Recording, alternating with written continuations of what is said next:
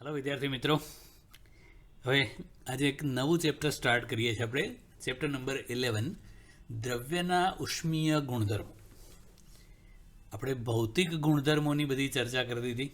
હવે સ્પેશિયલી દ્રવ્યના ઉષ્મીય ગુણધર્મોની ચર્ચા કરીએ છીએ. એટલે કોઈપણ પદાર્થને ઉષ્મા આપવામાં આવે અથવા તો એ પદાર્થ ઉષ્મા મુક્ત કરે તો શું થાય એનું બધું ડિટેલ. તો સૌથી પહેલાં એક વાત કરવાની છે કે ઘણા બધા વિદ્યાર્થીઓ આપણી ચેનલથી સ્ટડી કરી રહ્યા છે, પણ ઘણા બધા વિદ્યાર્થીઓ એવા છે, લગભગ 55%, કે જેમણે હજુ ચેનલ સબસ્ક્રાઈબ નથી કરી. તો ચેનલ સબસ્ક્રાઈબ કરો, બેલ આઇકન પણ દબાવી દો, તો હું જે રેગ્યુલર વિડીયો મૂકતો જાઉં એનું નોટિફિકેશન તમને મળતું રહેશે. તો વચ્ચે એક પણ લેક્ચર સ્કીપ નહીં થાય. તો આ કામ ખાસ કરવાનું છે. ઓકે, હવે આપણે ચેપ્ટરની શરૂઆત કરીએ છીએ. તો તાપમાનનું માપન કરતા સાધનમાં તાપમાન સાથે પ્રવાહીના કયા ગુણધર્મોનો ઉપયોગ થાય છે અને થર્મોમીટરનું અંકન કેવી રીતે કરી શકાય એ સમજાવો. આ પ્રાઇમરી માહિતી છે.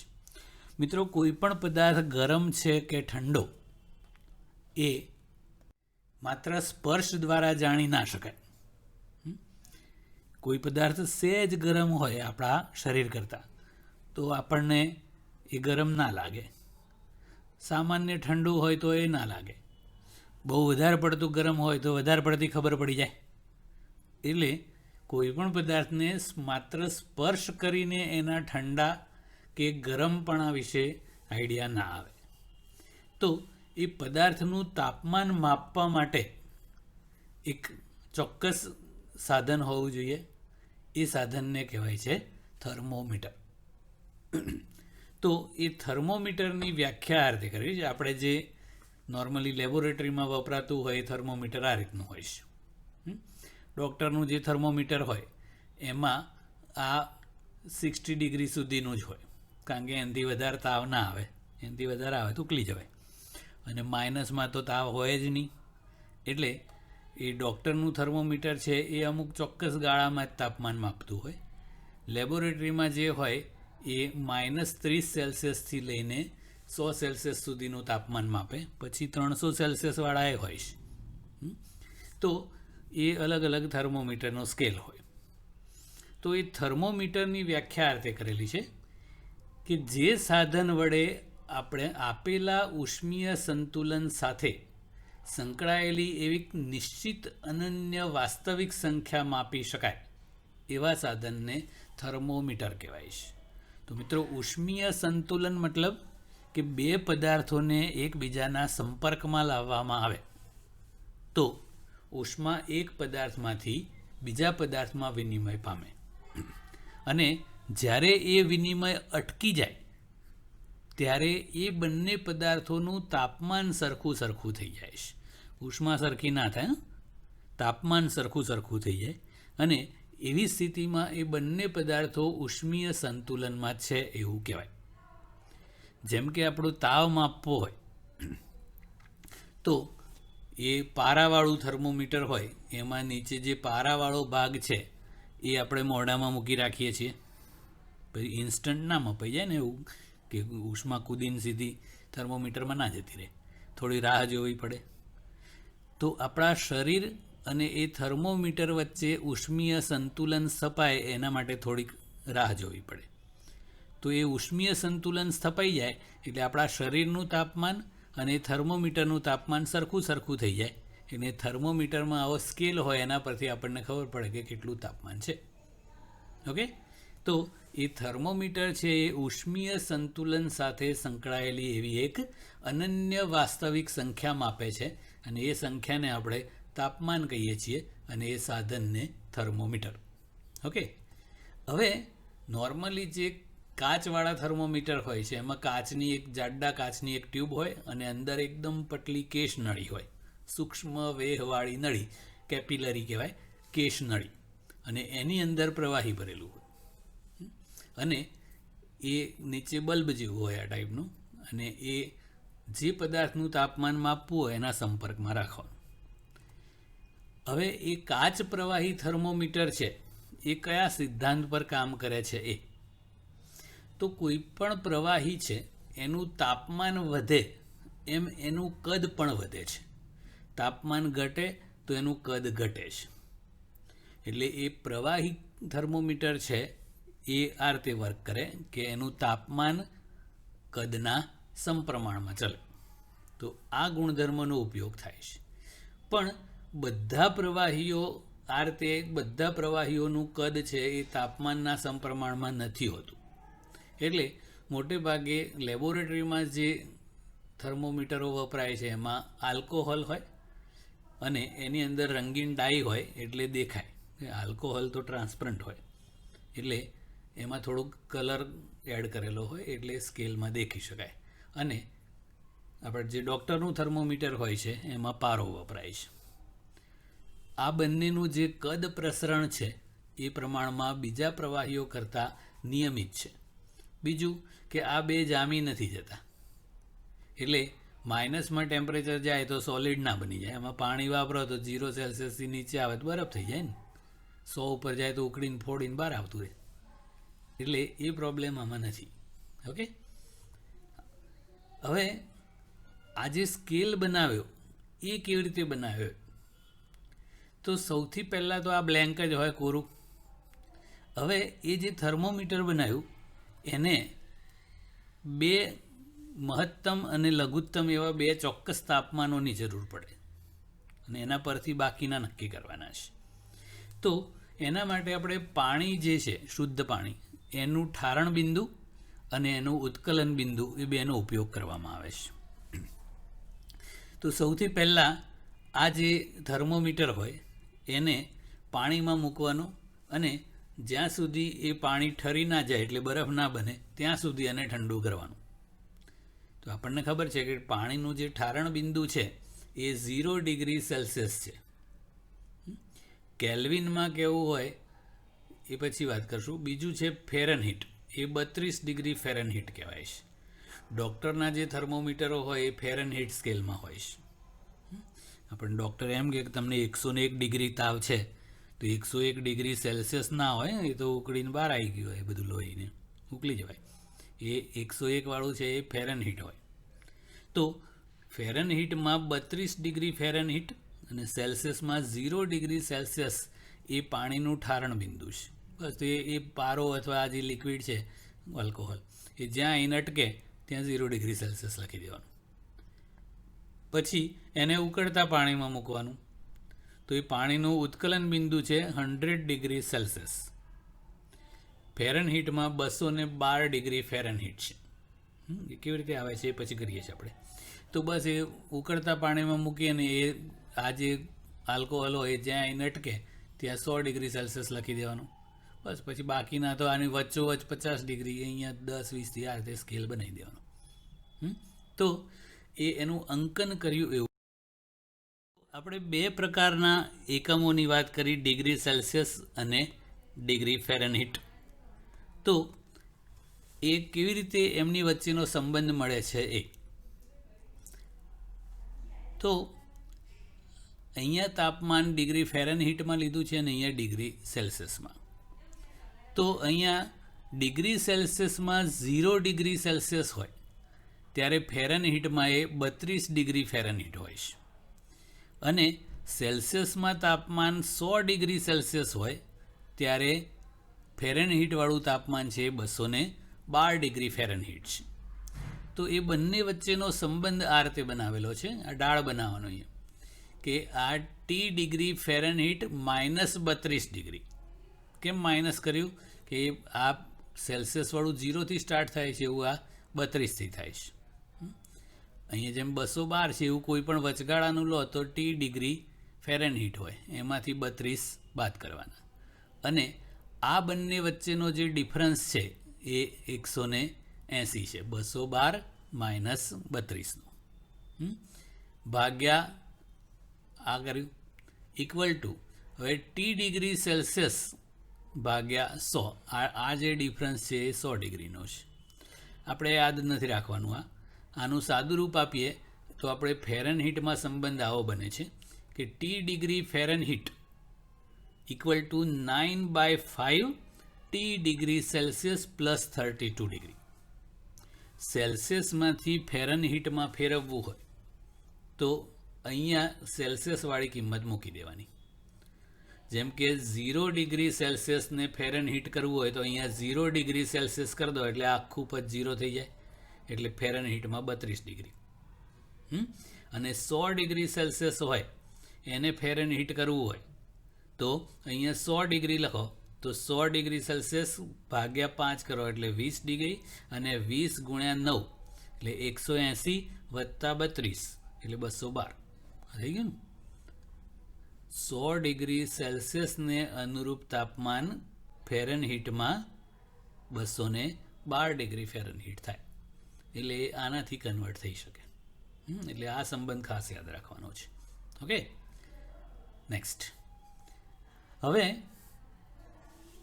રોબર્ટ બોઇલ નામના વૈજ્ઞાનિકે વાયુઓને લગતો એક નિયમ તારવ્યો, અને એના પછી ચાર્લ્સ નામના વૈજ્ઞાનિકે એક નિયમ તારવેલો છે, અને એ નિયમોનો સમન્વય કરીને આદર્શ વાયુનું એક સમીકરણ તારવવામાં આવેલું છે.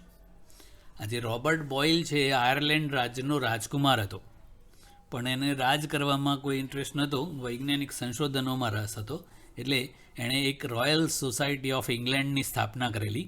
અને જે લોકોને વૈજ્ઞાનિક સંશોધનોમાં ઇન્ટરેસ્ટ હોય અને જો ફાઇનાન્શિયલ પ્રોબ્લેમ હોય તો એ સોસાયટી અને એ સંશોધનોમાં મદદ કરે છે. એ સંસ્થા અત્યારે પણ છે. હવે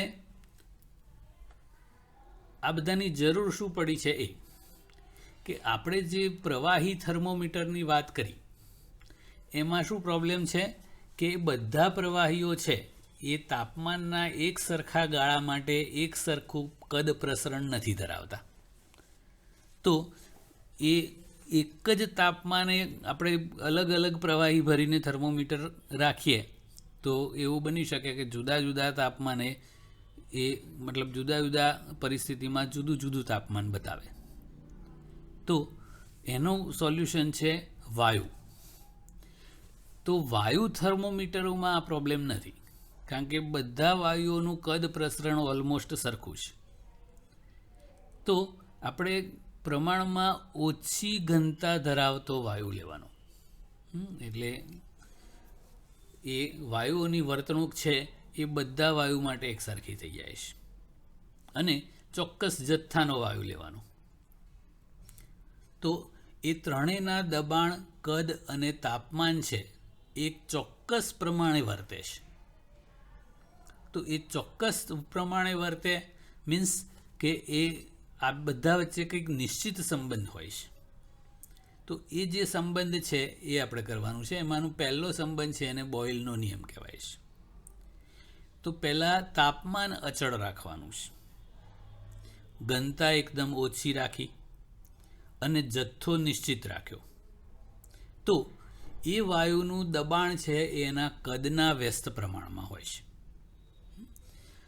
અચળ તાપમાને પૂરતી ઓછી ઘનતા ધરાવતા અને આપેલા જથ્થાના વાયુનું દબાણ પી એના કદ વિના વ્યસ્ત પ્રમાણમાં હોય છે. એટલે કે પી ચલે છે 1/v. ક્યારે? તાપમાન અચળ હોય અને જથ્થો અચળ હોય ત્યારે. ઘનતા પૂરતી ઓછી હોવી જોઈએ. અને આમ લઈ જઈને લખીએ તો પીવી બરાબર અચળ, આવું પણ લખાય. તો આને બોઇલનો નિયમ કહેવામાં આવે છે.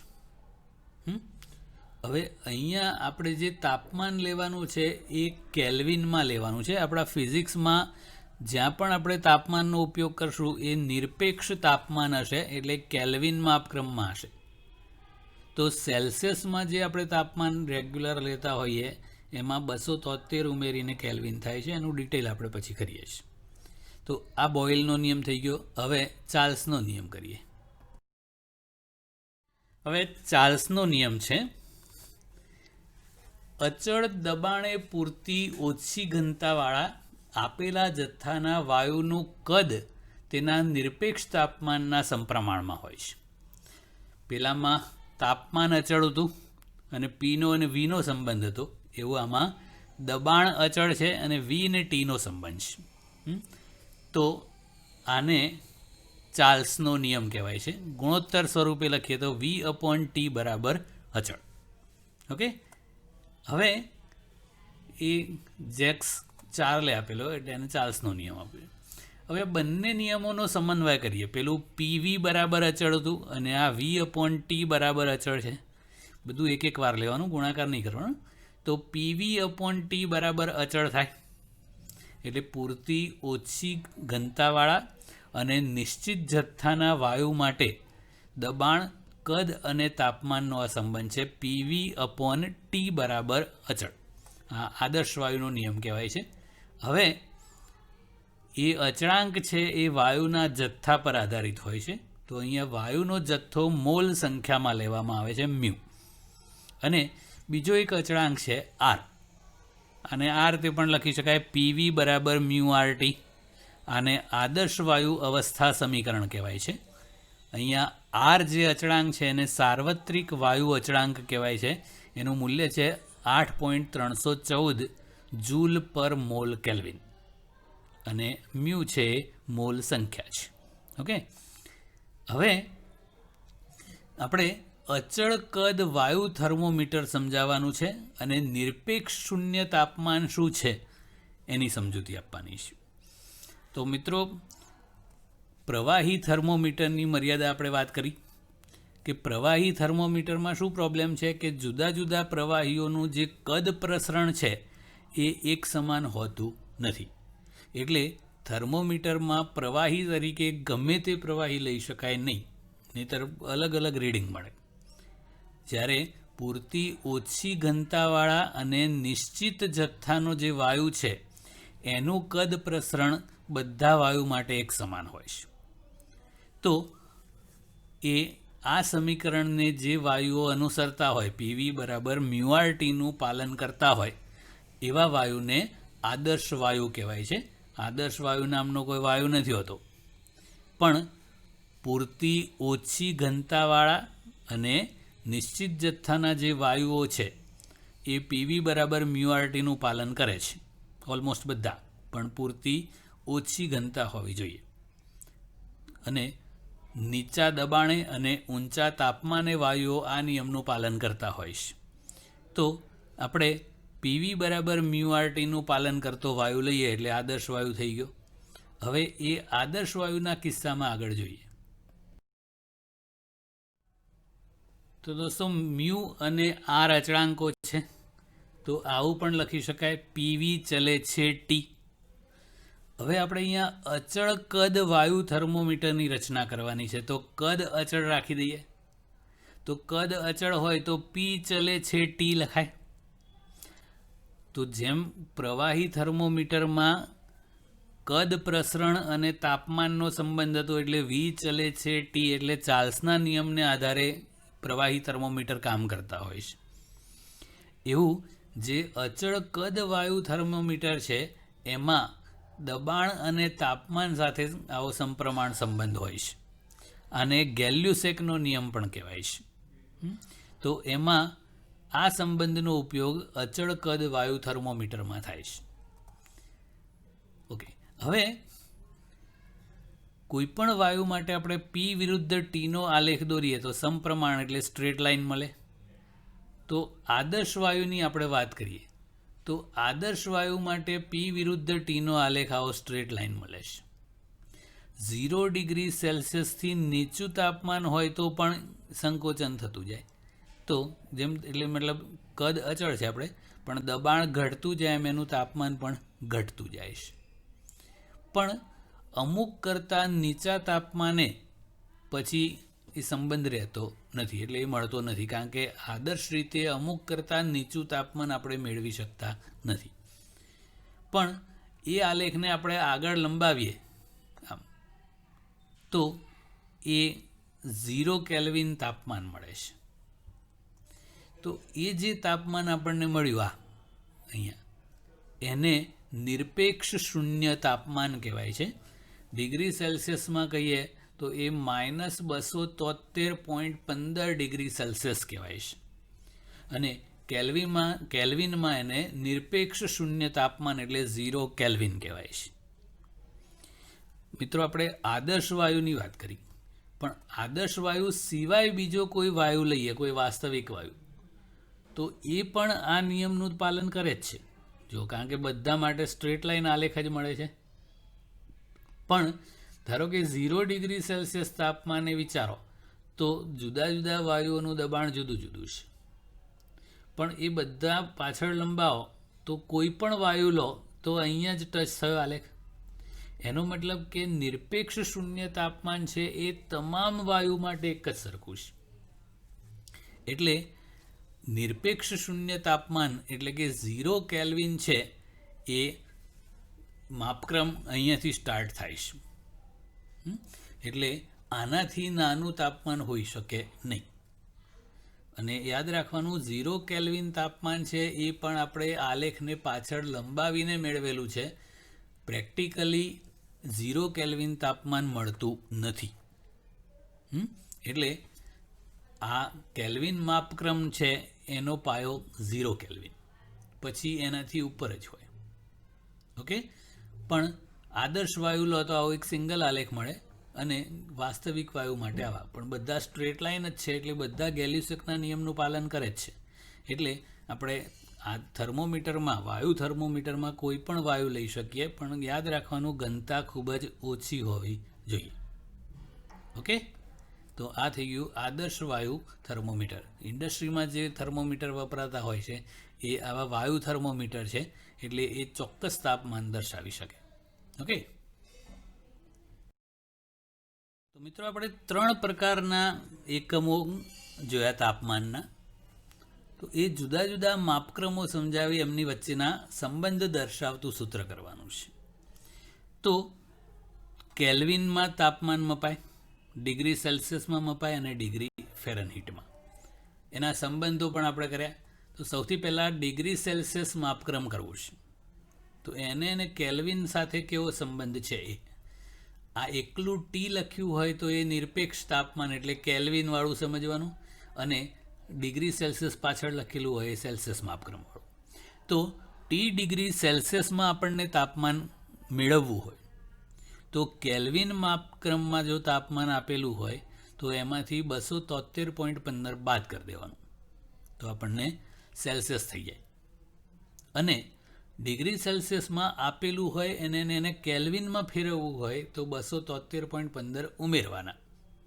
જેમ કે 0 ડિગ્રી સેલ્સિયસ તાપમાન છે એને કેલ્વિનમાં લખવું હોય તો +273.15, એટલે એને 273.15 કેલ્વિન કહેવાય. હવે 100 ડિગ્રી સેલ્સિયસ છે એને કેલ્વિન કહેવું હોય તો 100 ડિગ્રી સેલ્સિયસ વત્તા 273.15 એટલે 373.15 કેલ્વિન થાય. એક પાણીનું ટ્રિપલ પોઈન્ટ હોય છે, એમાં પાણી, બરફ અને વરાળ આ ત્રણેય એક જ સરખા ગુણધર્મોવાળા હોય એવું તાપમાન પાણીનું હોય એ 273.16 ડિગ્રી સેલ્સિયસ છે. હવે કેલ્વિન 273.16 ડિગ્રી કેલ્વિનમાં, ડિગ્રી નથી લખાતું, કેલ્વિનમાં ખાલી કે લખવાનું. તો 273.16 કેલ્વિન છે, એને આપણે સેલ્સિયસમાં ફેરવવું હોય તો કેલ્વિનમાંથી 273.15 બાદ કરી દેવાના, તો 0.01 ડિગ્રી સેલ્સિયસ મળે છે. ઓકે, તો આ જે તાપમાન છે આપણું માપક્રમવાળું એ અને આ ટ્રિપલ પોઈન્ટનું તાપમાન એ બે વચ્ચે આટલો ફરક છે, એવું છે. એ ખાલી જાણ માટે છે. ટૂંકમાં કેલ્વિન માપક્રમમાં તાપમાન મેળવવું હોય તો સેલ્સિયસ માપક્રમ વત્તા 273.15. અહીંયા કરીએ ને, જો 100 ડિગ્રી સેલ્સિયસ વત્તા 273.15 એટલે 373.15 કેલ્વિન. ઓકે, એટલે આ જે અવલોકનો સેલ્સિયસમાં છે એમાં 273.15 ઉમેરો એટલે કેલ્વિન થઈ જાય. જો આમાં 273.15 ઉમેરો એટલે 0 કેલ્વિન થઈ જાય એમ.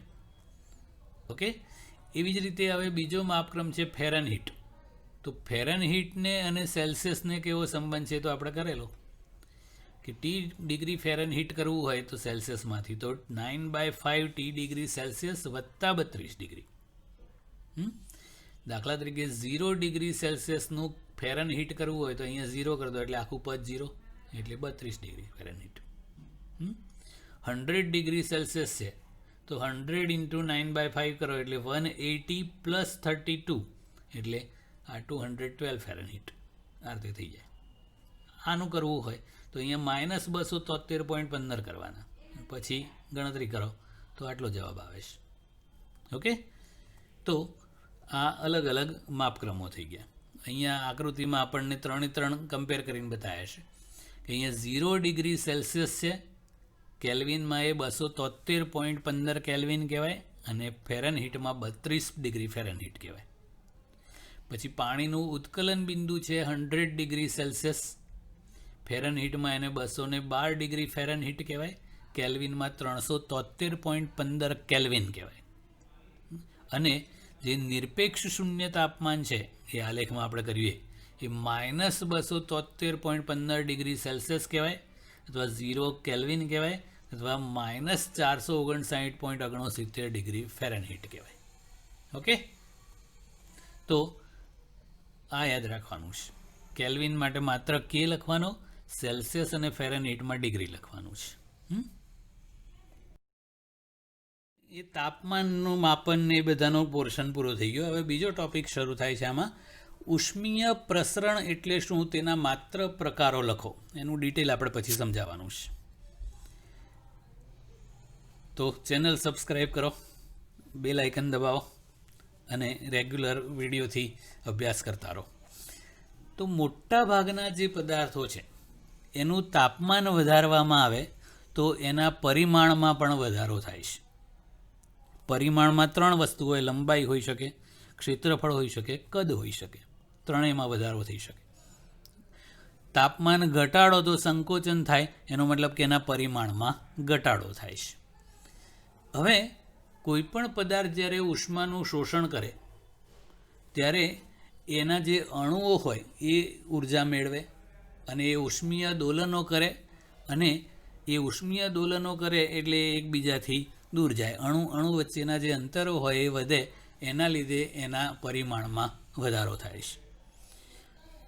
તાપમાન ઘટાડો તો એ પદાર્થ ઉષ્મા ગુમાવે એટલે અણુઓ ઉર્જા ગુમાવે એટલે એના દોલનો ધીમા પડે એટલે પ્રમાણમાં નજીક આવે એટલે એનું જે પરિમાણ હોય એ ઘટે, એને ઉષ્મીય સંકોચન કહેવાય.